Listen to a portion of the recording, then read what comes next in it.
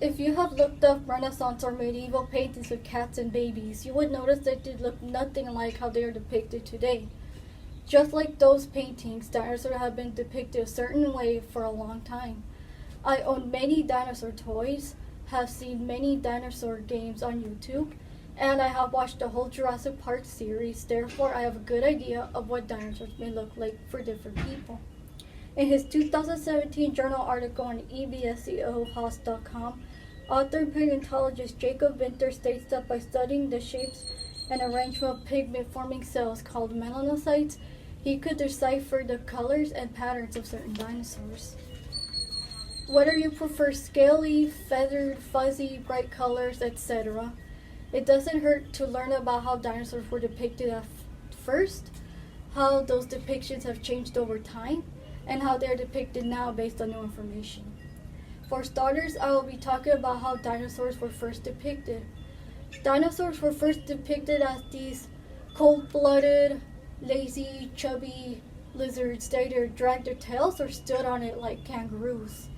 In Crystal Palace Park, which is located in London, there are 33 dinosaur statues, even though only 3 of them are true dinosaurs, which are Megalosaurus, Hylaeosaurus, and Iguanodon. The pair of Iguanodon statues are portrayed as these chubby tail-dragging lizards with tiny horn snouts, which we now know are actually their thumb spikes. Megalosaurus is portrayed as this sort of lizard-like beast with a hump on its back. We now know that both Megalosaurus and Iguanodon today look nothing like their outdated counterparts. I own the Nature Sticker Book of Prehistoric Life, and on the screen you will be seeing 2 examples of outdated dinosaur depictions. The first one is of T-Rex dragging its tail standing on it like a kangaroo, and its head and arm proportions are off. The next one is Coelophysis, which isn't as small as Compsognathus, but is still rather small compared to larger dinosaurs. Again, it is dragging its tail, and its posture makes this small dinosaur appear rather massive. In the 2002 Ohio University article, Kelly Whitlock states that in early days, the size of sauropods meant that they could only support their weight in water. A diplodocus skull was discovered with a hole on top of its head. For many people, this meant that Diplodocus could be completely submerged in water while foraging for underwater plants to eat. We now know this isn't true, and that the nostrils were actually located much lower on the head and more near the mouth. While I have been talking about how dinosaurs were depicted at first, now I'll be talking about how those dinosaur depictions have changed over time. Ever since Jurassic Park came out, dinosaurs have been depicted certain ways in art and games. The T-Rex, Velociraptor, and Brachiosaurus are now more anatomically accurate, and predators like T-Rex and Velociraptor are portrayed as warm-blooded and active rather than slow and cold-blooded like lizards. T-Rex is portrayed with this horizontal body with its tail off the ground to support its weight, and it has better head and arm proportions.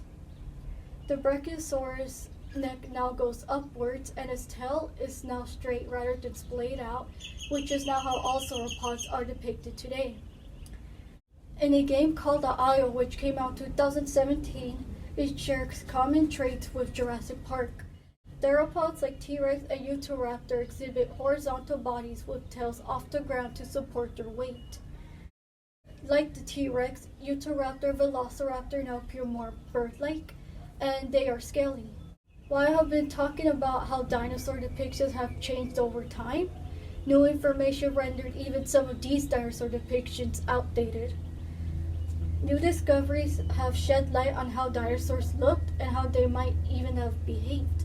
Stuart Gary, an Australian science journalist, states in a 2012 article on ProQuest that new Tyrannosaur, Eutyrannus, was discovered, which would have been fuzzy down, which we see in chicks today. In a 2017 article on the Washington Post, science reporter Ben Garino says that a piece of fossilized T-Rex skin was examined and that it was scaly. These two articles mean that people now believe Tyrannus supports the existence that T-Rex could have been fuzzy while being partially scaly. Other people believe that T-Rex, being such a large animal, would not need fuzz to stay warm and therefore would have still been scaly all over.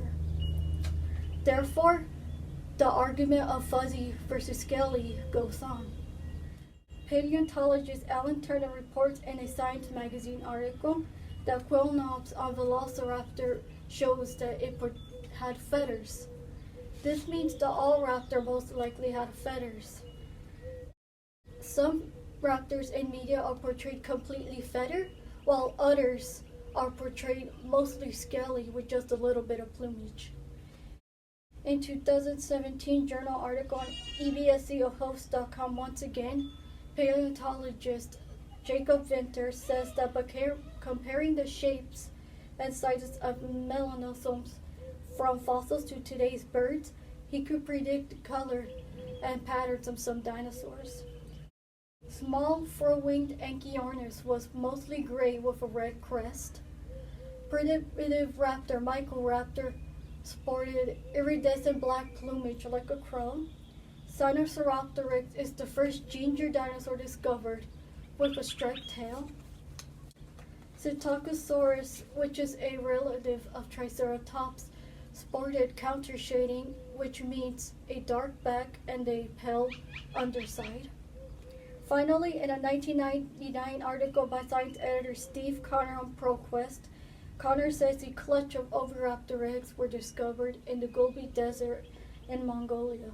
It seems like the oviraptor was drowned out by a sandstorm while it was protecting its nest. This proves that certain dinosaurs cared for their young, unlike most reptiles today. It also proved that oviraptor was not an egg thief like previously thought, but a brooding parent. In conclusion, dinosaurs are always evolving in their depictions. To better remember, I explained how dinosaurs were depicted at first, how those depictions changed over time, and how they are depicted today based on new information. While we may prefer certain dinosaur depictions, it doesn't hurt to learn about new information or further an understanding of these extinct animals.